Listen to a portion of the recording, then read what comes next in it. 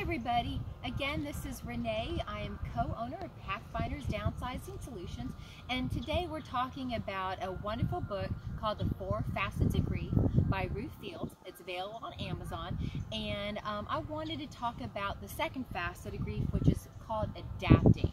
And one of the things that in her book, she has a great quote. It's from Viktor Frankl. It says, "When we are no longer able to change a situation, we are challenged to change ourselves."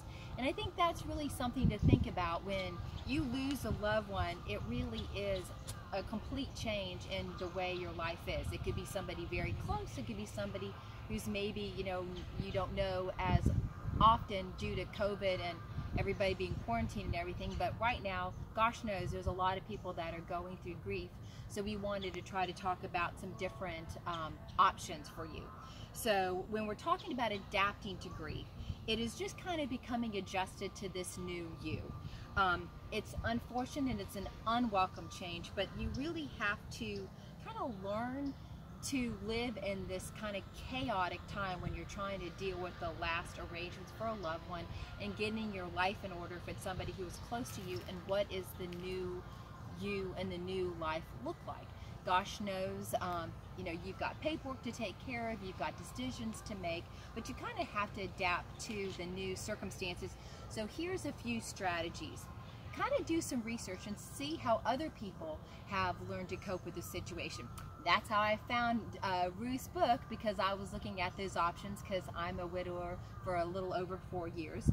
Kind of identify what things are appropriate to have you distracted and what things do you want to focus on to try to help you move forward in a positive and healthy way. Read books, go online. There's all kinds of great Facebook groups, and you can kind of talk to somebody who maybe is a little bit further down that path than you are. Maybe they have some great tips to try to help you with. And then there's also support organizations. You may not think about it, but often your local funeral director has a whole plethora of places you can get some support, and even some have their own widow and widower support groups, which can make a big difference. I also want to talk about Valentine's Day, Christmas, things like that. It could really be a tough time to go through these holidays that you had your loved one. You have all these great traditions or quirky things that you guys, was just the two of you, knew the inside joke.